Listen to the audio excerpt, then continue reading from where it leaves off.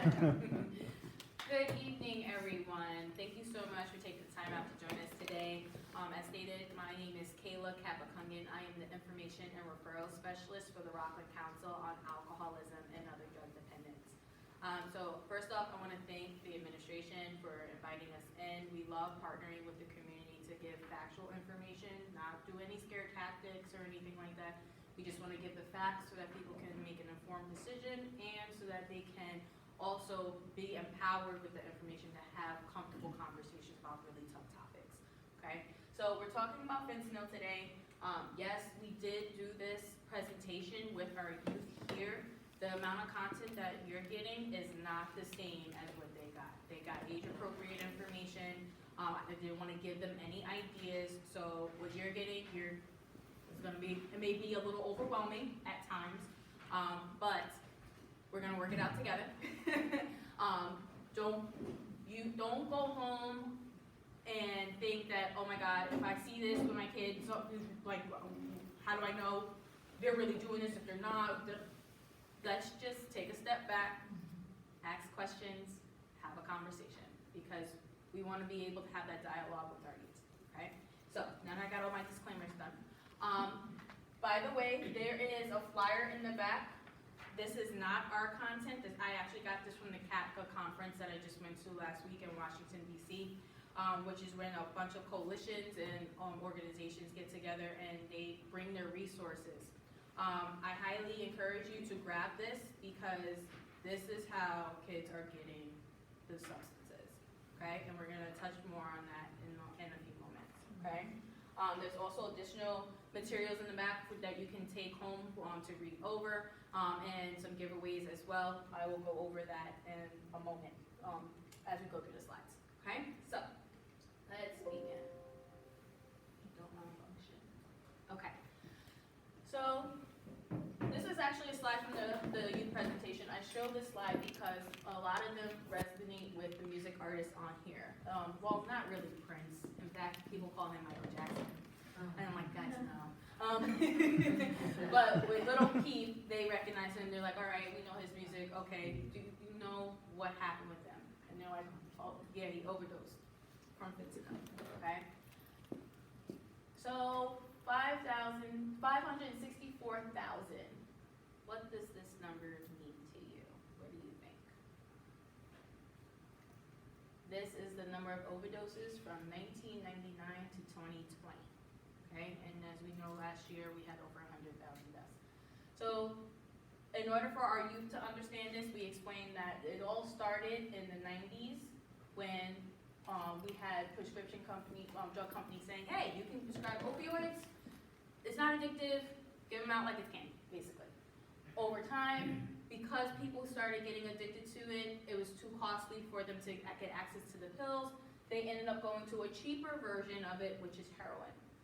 And then, of course, in 2013 and beyond, that's when we developed a very powerful synthetic version of the opioids, which is our fentanyl, which is the reason why we're seeing so many overdoses right now. So one thing that is interesting to note about this is that the reason why we didn't see as many overdoses with just heroin is because there's an actual growing season.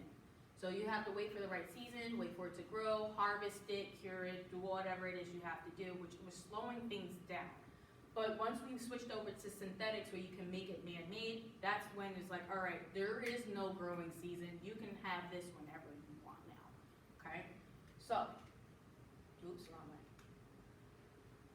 I showed this slide to our students as well because many of the faces in here are young men and women who have died from overdoses, and many of them are from our community. I work with this young man's mother. I never met him, but when she gives this presentation about, because she's a Narcan trainer, which is used to reverse overdoses, she tells his story, how he's more than just how he died. He was an actual living human being. He had purpose, he was smart, he contributed to our community as a mechanic, all these things, just like everyone else here. And the scary thing is that unfortunately it can end up being the next person and they don't intend to be here. So this is how they remember their loved ones and share their story. This is a simple diagram of opiates versus fentanyl. There are medical purposes for fentanyl. However, there's two different types. So over here, you'll see that this is the pharmaceutical version, which is the safe version because it can be prescribed for pain management, right? But then you have the synthetic opioids and its analogs, which are right along this border because it can become very poisonous very quickly when contaminated and getting it through the streets.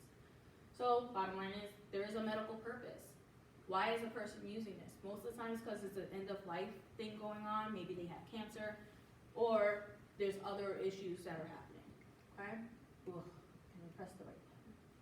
So, we have a campaign out through the DEA called One Pill Can Kill, and this is how we're trying to raise awareness about how deadly fentanyl can be. Fentanyl is 50 times more potent than heroin. This is a zoomed in picture of a pencil. Many of you probably have seen it. It only takes 2 milligrams for fentanyl to be lethal. I show this picture for context because that little speck on the penny is all you need for it to be lethal. For more context of how little it is, for morphine to be lethal, you need the size of 1 pea. For heroin to be lethal, which is not approved by the FDA, you need the size of sunflower seed, and that's the seed inside the black part that I'm talking about. For fentanyl, you need the size of 1 sesame seed, right? And then this is just showing you the difference between the pill sizes. Okay? This is what actual fentanyl looks like inside the little jars. Car fentanyl, for it to be lethal, is that little speck right there, and that's used to put down elephants, right? And that is popping up in the drug supply as well. So this is Jermaine Galloway. He created this picture, so I do not own the rights to it, but he gave me permission to use it, and they sent it to me. I just had to make sure I put his logo on it. And the reason why I used this because I thought it was so powerful. It is through these vape pens that's how it's getting into our schools and getting into our homes, because you could put anything in these vape pens, okay? So yes, it can have fentanyl, it can have MDMA, it can have PCP. Whatever drug is out there on the market, it can go in these pens right now. And if they're going to sources on the street to get it, it can be contaminated with anything. So, I'm sure many of us have heard about the case in Westchester. And I do want to say this, they automatically labeled it as fentanyl. You have to go through drug testing in order to confirm that. I have not seen anything in the headlines about it being fentanyl. However, it is safe to conclude that there was some form of an opioid in there. So, I put this on here to say is that yes, it's here, it's in our schools. How can we protect our kids? Another issue is marijuana can be laced with fentanyl, whether it be in the vape pen or on the flower. So one thing that I tell people is if you're using marijuana only and all of a sudden you're like, why am I constipated? That's a sign that you may have opioids in there because opioids are known for constipation. Okay, so keep that in the back of your mind. Rainbow fentanyl. So one of the biggest issues that we have with this is the fact that they're creating fake pills that look like real Percocets. And if people are going on sources like Snapchat looking for perks, they may not realize that they're getting fake ones. So the One Pill campaign is showing how we cannot tell the difference between the 2 pills. I had the luxury to go to Texas last year to meet with Jermaine Galloway and all his amazing presenters, and they had a forensic scientist there who works in the labs who identifies the fake pills, and she said, you know what? These are really good counterfeits because even us who test these pills all the time cannot tell the difference between what's real and what's fake. We have to run the test to figure it out. So that tells me if a person who is trained in this can't figure it out, we as regular common people should not think that we would know either. I also explained to the kids something like this. These chemists mixing on the street, they're not your regular scientists in the lab who make sure things are equal parts or whatever. So the best way to understand this is to think of baking. How many of us have ever baked and we found too much flour in one section of whatever we're eating? And it's, or even worse, the baking soda? Oh my gosh, right? So when that happens, it's because we didn't mix it properly. And that's exactly how fentanyl can be. You can have fentanyl on one side of your pill and not have it on the other. You can have fentanyl in one hit from the vape pen, and then the next moment you won't. So it's hard to say where it's going to land, which is why it's so scary. Another thing I learned at my Texas trip, we had police officers there and they're saying, hey, by the way, the smugglers are putting the stuff in candy holders and resealing them. I assured your children that our candy in our stores are safe. Those supply chains is not what we're worried about. What we are concerned about is, God forbid, we have that one person who actually sells, has one of these bottles in the house, and their kid takes it thinking that it's regular candy and brings it to school. That's my biggest concern. I don't think that a person is going to take this whole thing, bring it to school, and just start giving them away, like, just because they knowingly know this, okay? So, with that being said, I use that as an opportunity to say, watch where you're getting your candy from.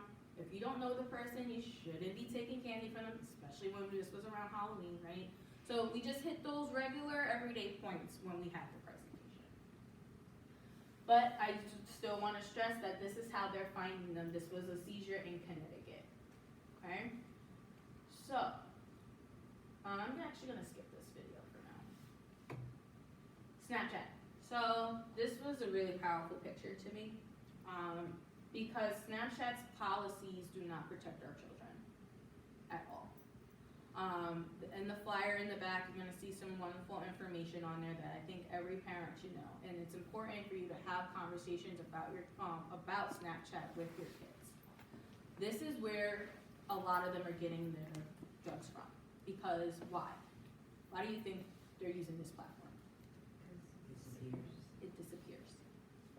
So, now, I'm gonna warn you, there is a way to use an algorithm in order to bring whatever your child is posting back up. However, for the most part, as soon as you post, it can disappear, right? So, the other issue is that we are actually the target. And they use these algorithms. You don't know how they're using the algorithms to connect them to perfect strangers. And if your kids are like my little brother, who's 15, he's accepting every single person on Snapchat, and even if he doesn't know them. And I try and crack down on it, but hey, I'm not the parent, so what can I do, right? So it's important to have those safety conversations with our youth about that. So please make sure you grab the flyer in the back. It will speak more to it, and it will clear up other things. The other thing I want to talk about is the fact that there are emojis that communicate substance use. So I highly recommend that you go home, do a little emoji search on drugs, because if you're seeing a conversation in nothing but emoji form, you may need to decode it to see where you're at and what the conversation is about. Kayla, can we screenshot that? Absolutely. Hold on. Go ahead. So up there in the corner where you see Percocets and oxycodones, that's where you'll normally end up falling into the fentanyl category. Okay? You good? Yep. All right. So, what can we do to prepare for the unexpected? Benjamin Franklin said it best. We just gotta prepare ourselves so that we don't actually fail, right? So here are some top 5 risks associated with Snapchat. Location tracking is huge. Okay, make sure that's turned on. Ease of access to illegal substances. Hands down. I actually did a test on this with my own Snapchat. I don't use it like that because I can't stand social media. But when you go in there, as soon as you start putting in keywords, putting in the emojis, all the drug dealers pop right up. It's crazy. Okay? False sense of security. That's a huge one. A lot of kids think that because things are disappearing easily, that they're safe, and they don't realize that the more you get connected with each other's friends, you can actually triangulate where they are and where they hang out, so that you could actually be greeted by people there, and that's when they can start to get to know you. Okay? Self-destructive messages, we already talked about that. And then questionable activity, listen, it's a whole nother world, okay? So how to protect our youth, like I said, turn off the location, limit who can send snaps by switching to my friends. But like I said, if you're already friends with the person, then obviously that's not gonna work, okay? Talk to your youth about the dangers, have a conversation about what you see on that flyer. Show them the picture that I just showed you. I highly encourage it because it helps change the dynamic, okay? Know who their friends are on the list. I can't stress that enough. My parents will not listen to me. I don't know why. Maybe it's because I'm the kid in their eyes still, even though technically I'm an adult. But they're not doing this. So, I try to do it myself, but guess what? You can block big sisters who are literally called the FBI. So, yeah. Follow your youth from your own account. I would literally, this is being recorded, right? Okay. You might want to create a ghost account. Wink, wink. Okay. So, what happens to the body when you see a fentanyl overdose? In the early stages, you're going to see the confusion, the dizziness, drowsiness, maybe some nausea, vomiting. When you really need to be worried is at this stage. The pupil size becoming the size of a pin drop. Now we're getting into an overdose situation. When we start seeing cold and clammy skin, lack of response, and then you hear respiratory failure where it can sound like gurgling and you'll hear that they're just not breathing properly. Okay? Narcan, also known as naloxone, can reverse an overdose. Okay? This is what it looks like. My agency does trainings and we give these out for free. So if anyone wants to have that training, please feel free to contact us. Inside each box or bag, you get 2 doses, 4 milligrams each. One thing I want to say is that they have the expiration date on the back. This one expires in 2025, but it has already been approved that you can extend these to 1 year past their expiration date to 2026. Okay? It's simple and easy to use, and we're going to watch a short video on it in a moment. Okay? But the one thing I also want to stress when you're dealing with the situation, make sure that if you have to use this, you have protective gear on. If you feel comfortable enough to do CPR, I recommend using a mouth barrier instead of doing mouth to mouth, because if there's fentanyl around your lips, God forbid, you can go into an overdose yourself. Okay? So in this particular kit, this was received from Albany, but they do make sure they put the gloves in. Some places put the mouth barriers, others do not. If you don't feel comfortable doing mouth to mouth, you can just do regular CPR compressions, if God forbid you're in that state. Okay? So, let's watch this short video.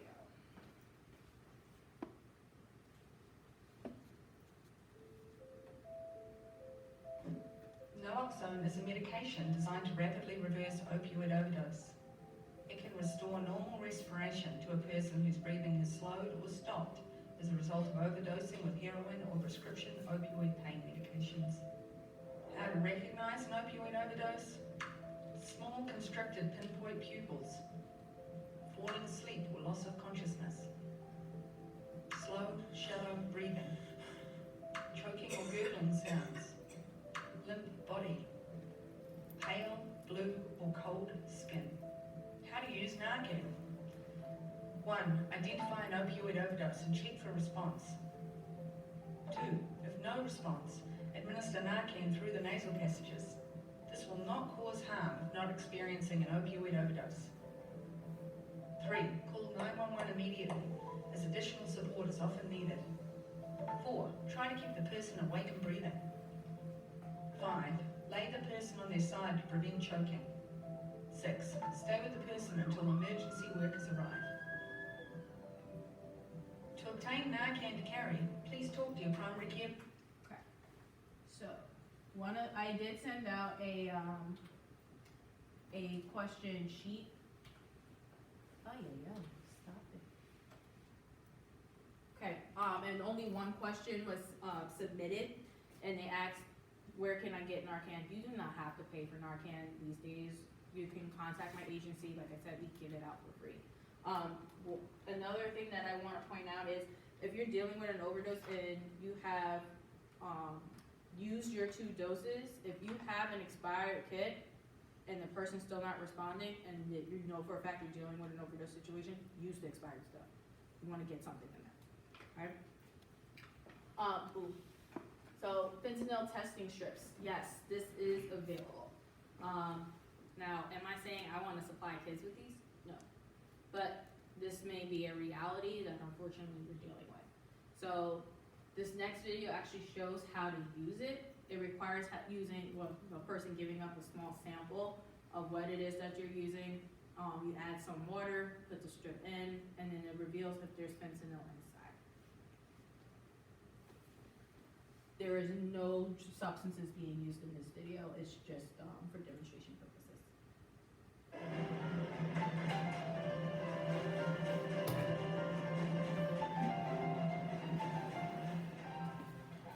Hey everybody, it's Brett Latino with San Antonio Corner Farm Production, and I'm going to show you guys how to use a rapid response fentanyl test strip.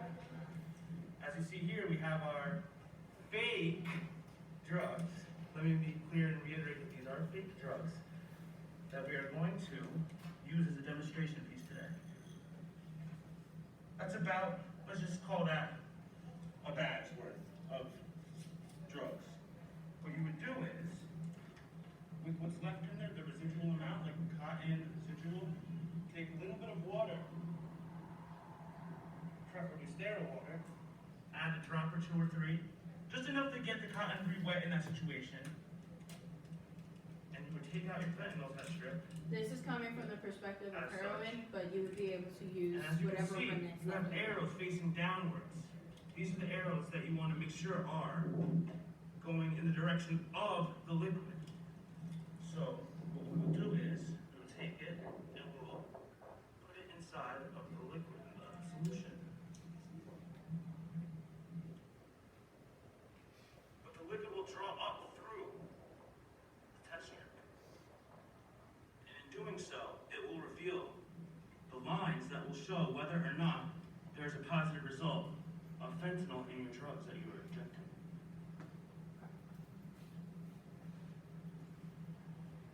Here we go.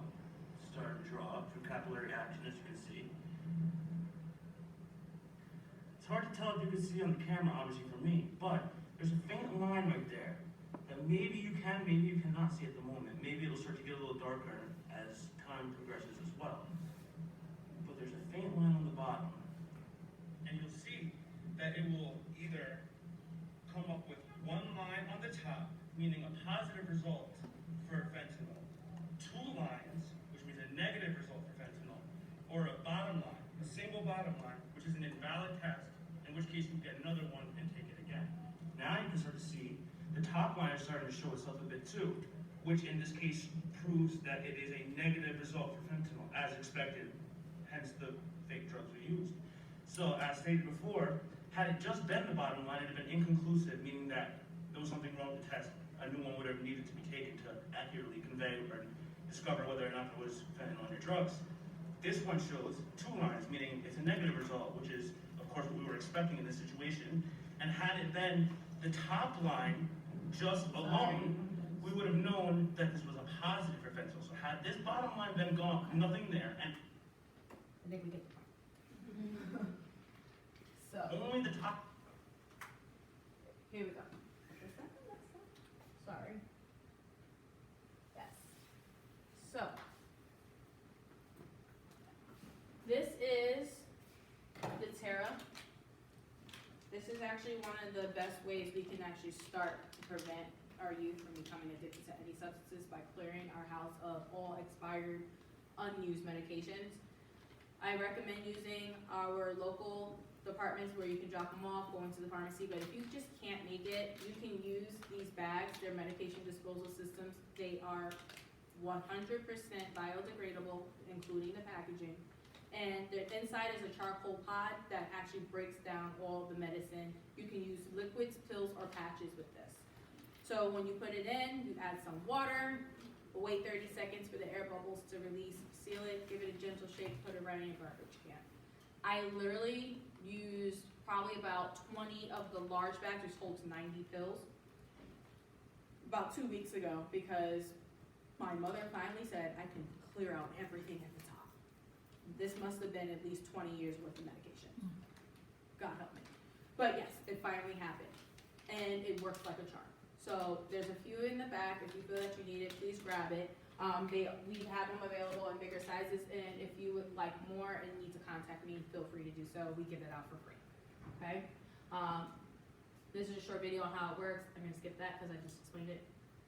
So how can we protect the kids, right? Secure all prescribed and over-the-counter meds, as we just stated, okay? Discard all unused leftover and expired meds, okay?